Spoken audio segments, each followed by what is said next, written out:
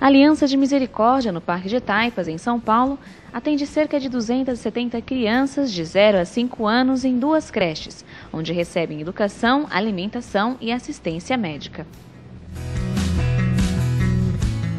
Irmãos, o teu sim, a tua ajuda é preciosíssima para Deus, é preciosíssima para nós, é preciosíssima para esses filhos que clamam para a vida.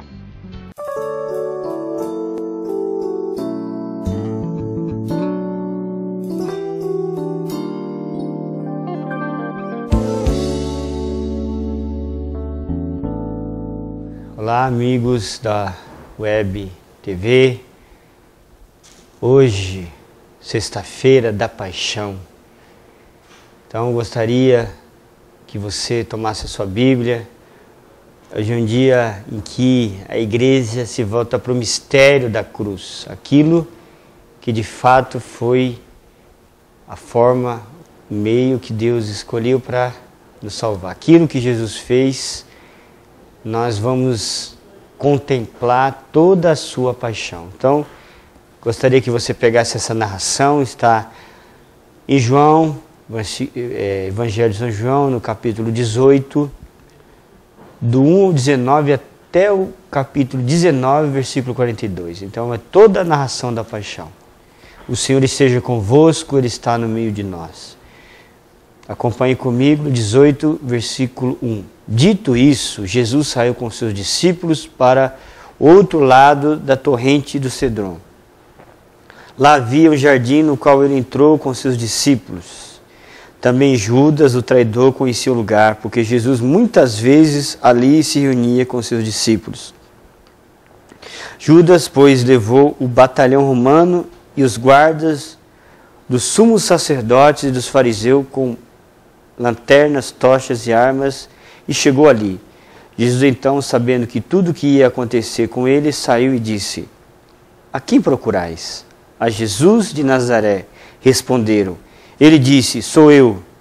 Judas, o traidor, estava com eles. Quando Jesus disse: Sou eu, eles recuaram e caíram por terra. De novo perguntaram-lhes: A quem procurais? Responderam: A Jesus de Nazaré. Jesus retomou: Já vos disse que sou eu. Se é a mim que procurais, deixai que estes aqui se retirem. Assim se cumpriu a palavra que ele tinha dito: Não perdi nenhum daqueles que me deste. Simão Pedro, que tinha uma espada, puxou-a e feriu o servo do sumo sacerdote, cortando-lhe a ponta da orelha direita. O nome do servo era Malco. Jesus disse a Pedro: Guarda a tua espada na bainha. Será que não vou beber o cálice que meu pai me deu? O batalhão, o comandante e os guardas dos judeus prenderam Jesus e o amarraram. Primeiro conduziram a Anás, sogro de Caifás, o sumo sacerdote daquele ano. Caifás é quem tinha aconselhado aos judeus: é conveniente que um só morra pelo povo. Simão Pedro e outro discípulo seguiam Jesus. Este discípulo era conhecido do sumo sacerdote. Ele entrou com Jesus no pátio do sumo sacerdote. Pedro ficou do lado de fora. Perto da porta, o outro discípulo, que era conhecido do sumo sacerdote, saiu, conversou com a criada que ainda atendia a porta e levou Pedro para dentro. A criada disse a Pedro: Não pertences tu também aos discípulos desse homem? Ele respondeu: Não.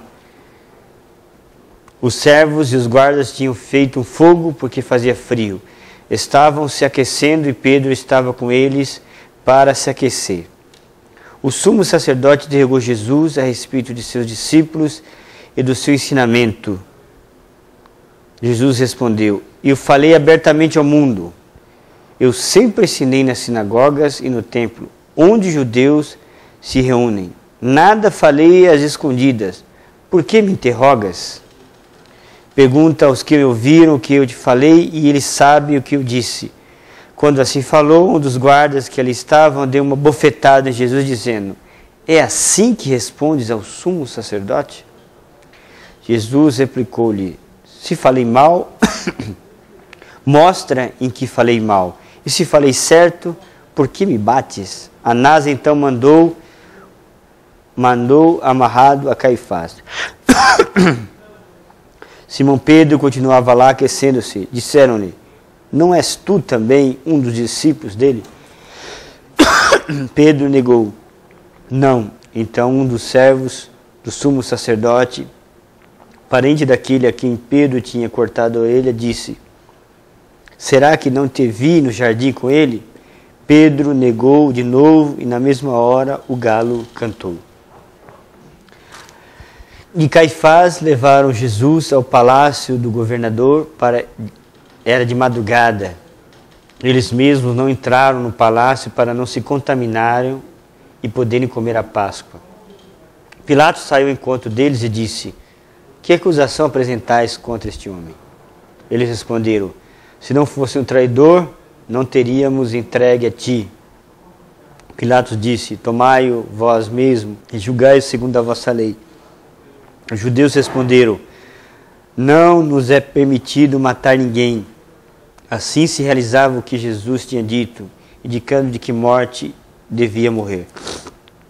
Pilatos entrou de volta no palácio, chamou Jesus e perguntou-lhes: tu és o rei dos judeus? Jesus respondeu: está dizendo isto por ti mesmo ou outros te disseram isso de mim?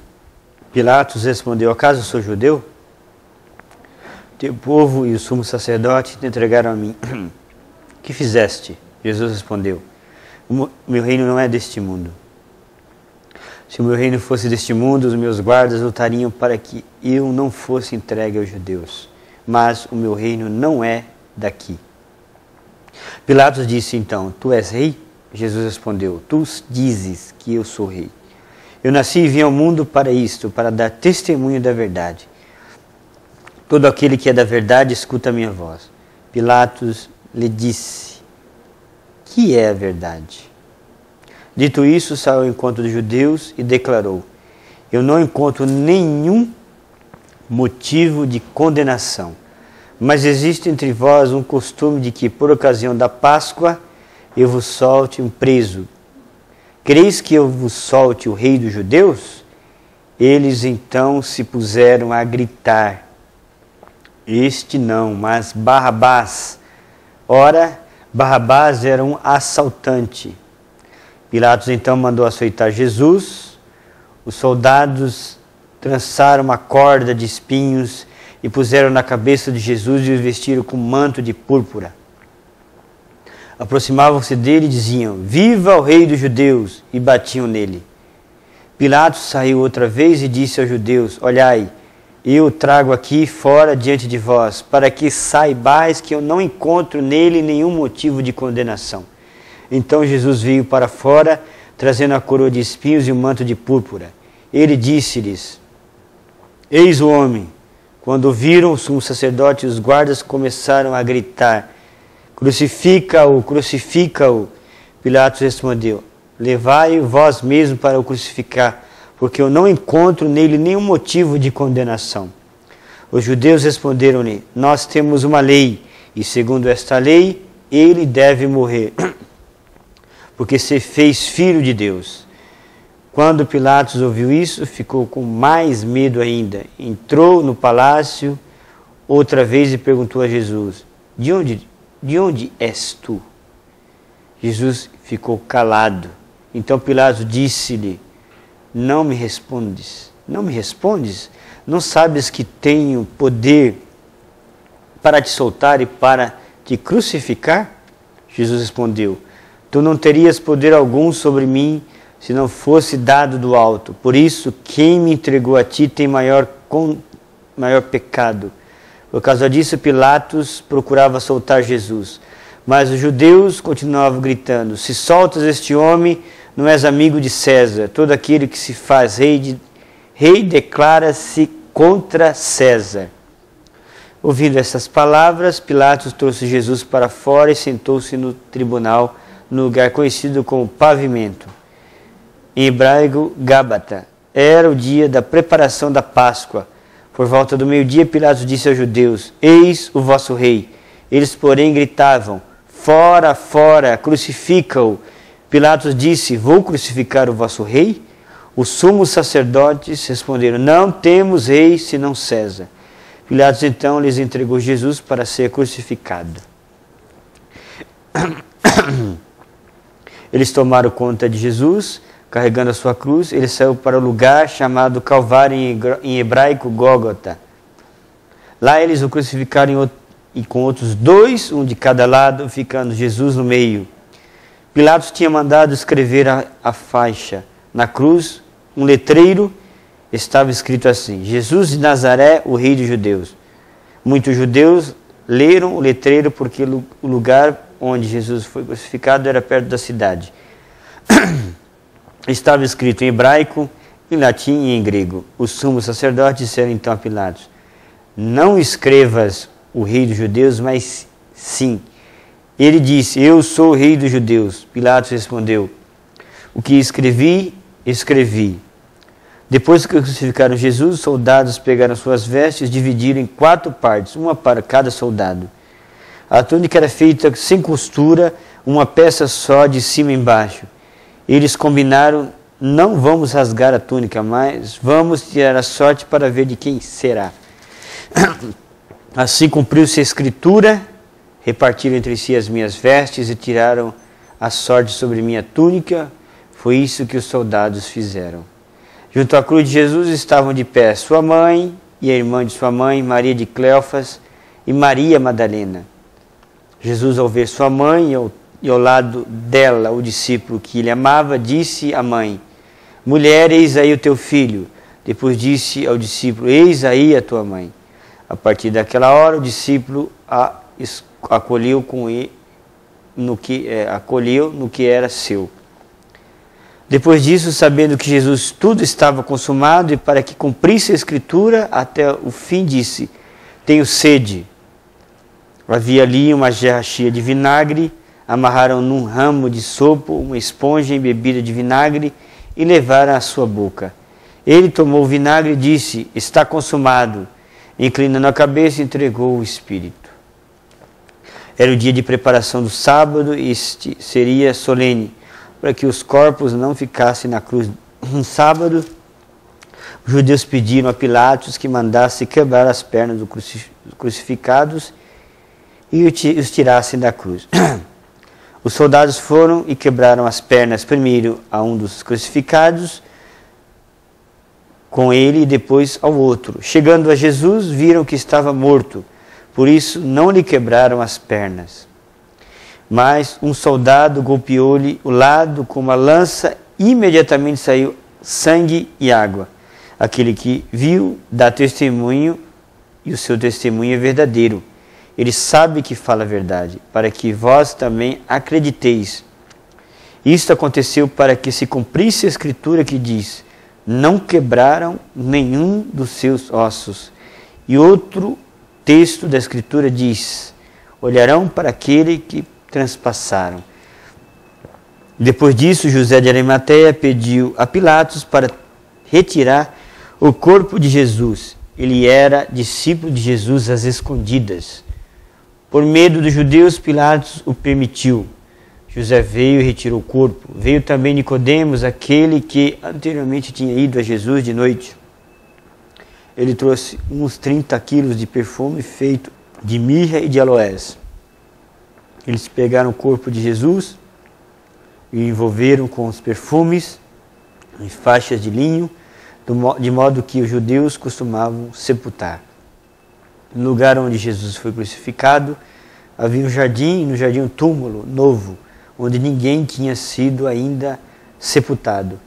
Por ser dia de preparação para os judeus, e como o túmulo estava perto, foi lá que eles colocaram Jesus. Palavra da salvação. Glória a vós, Senhor. Então você percebe que aqui está toda a narração do Evangelho, da paixão de Cristo.